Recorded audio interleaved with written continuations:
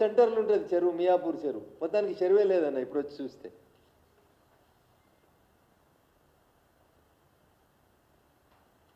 Justice ఈవి వేణుగోపాల్ గారు ఈనాడులో ఒక వార్త వస్తే దీని మీద స్పందించి రాష్ట్ర ప్రభుత్వానికి ఒక ఉత్తరం రాస్తారు. రఘునందన్ రావు లాంటి వాడు మాట్లాడితే రాజకీయం అనుకుంటారని ఒక జడ్జి గారు రాసిరు, జస్టిస్ ఈవి వేణుగోపాల్ గారు. చెరువుల కబ్జాలతో ముప్పే. నేను ఇలా ఒక వాయనాడు గురించే మాట్లాడదలుచుకోలేదు. వాయనాడులో ప్రకృతిని మీరు విధ్వంసం చేసి ప్రకృతికి నేచురల్ స్ట్రీమ్స్కి అడ్డంగా ఇండ్లు కడితే వాయనాడులో అంతమంది మన కళ్ళ ముంగట కొట్టుకుపోయారు, అన్ని ఇండ్లు పోయినాయి. Uttarakhand, what we faced in Uttarakhand 3 years back, దైవ దర్శనానికి పోయిన వాళ్ళు అనేక మంది పోయినరు. మరేంది దానివల్ల? అందుకనే చెరువే కదా చెరపడదాం, కుంటనే కదా పక్కా స్కెచ్ చేసి కబ్జా చేద్దాం, ఇట్లాంటి రోజు 10 వార్తలు వస్తున్నాయి. కాబట్టి నా విజ్ఞప్తి, దయచేసి నేను కొట్టినట్టు చేస్తా, నువ్వు ఏడ్చినట్టు చేయి. ఇది వద్దు పొంగులేటి గారు, కేటీఆర్ గారు. నిజాయితీ ఉంటే నువ్వు మున్సిపల్ అడ్మినిస్ట్రేటివ్ మంత్రిగా ఉన్న 10 సంవత్సరాల్లో నేను తప్పు చేసినా, తప్పైంది, మా నాయన కట్టించిన అమరవీరుల స్తూపం దగ్గర ముక్కునాలకు రాస్తున్నా, నేను మున్సిపల్ మంత్రిగా ఉన్నప్పుడు కట్టిన అన్ని కట్టడాలకు నేనే బాధ్యుడిని, నా మీద డీజీపీ దగ్గరికి ఏదో మా కార్యకర్తల మీద దాడులు అయితే నేను దండం పెట్టి వచ్చినావు కదా, దాడులు కాదు, నేనే సార్ దుర్మార్గుణ్ణి, హైదరాబాద్లో ఈ వరదలలో జనంగా కొట్టుకుపోవడానికి బాధ్యుడిని నేనే, నాలాలు కడుతుంటే కళ్ళుండి చూడలోని కబోదిని నేనే, నా మీద ఎఫ్ఐఆర్ చేసి నన్ను జైల్లో పెట్టమని పాప ప్రాయశ్చిత్తం చేసుకోవాలి కేటీఆర్ అనేటోడు.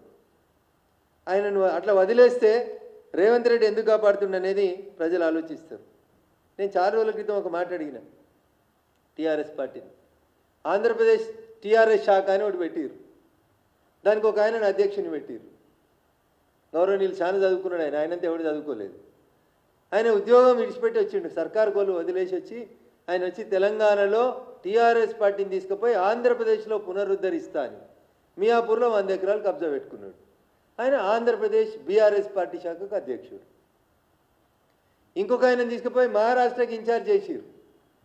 ఎలక్షన్లు వస్తున్నాయి మహారాష్ట్రలో ఇన్ఛార్జ్ అని, ఈడ కొడుకు కోటి, బిడ్డ కోటి, అల్లుని కోటి ఇచ్చింది చాలక అన్న కొడుకుని తీసుకుపోయి ఇంకో రాష్ట్రానికి ఇన్ఛార్జ్ చేసిరు, మహారాష్ట్రలో కబ్జాలు చేసుకుంటామని బీఆర్ఎస్కి.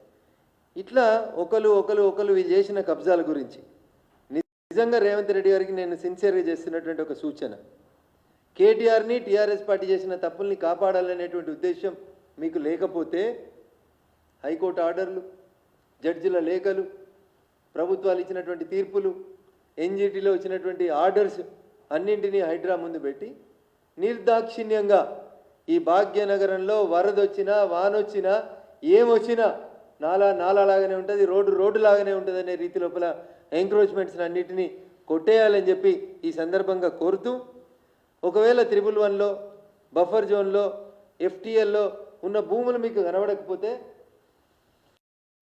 హైకోర్టు ఇచ్చినటువంటి ఆర్డర్ కాపీని చూస్తే మీకు ఆ చెరువుల సంఖ్య, ఎఫ్టీఎల్ల సంఖ్య కనబడుతుంది.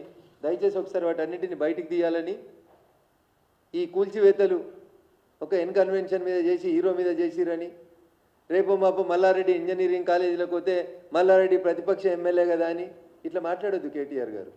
మల్లారెడ్డి గారు కట్టిన, అనురాగ్ రెడ్డి గారు కట్టిన, రఘునందన్ రెడ్డి కట్టిన, మురళీధర్ రెడ్డి గారు కట్టిన, చేయాల్సింది ఏంది? చెరువులు కడితే కూలగొట్టాలి.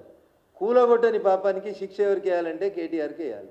ఫస్ట్ అర్జెంటుగా అరెస్ట్ చేయాల్సింది, మొదటి ముద్దాయిని చేయాల్సింది ఈ చెరువుల ఆక్రమణలకు అన్నింటికి ఎవరంటే మున్సిపల్ అడ్మినిస్ట్రేటివ్ మినిస్టర్గా 10 సంవత్సరాలు పనిచేసినటువంటి కేటీఆర్ గారిని అరెస్ట్ చేయాలని ఈ రాష్ట్ర ప్రభుత్వానికి నేను డిమాండ్ చేస్తాను.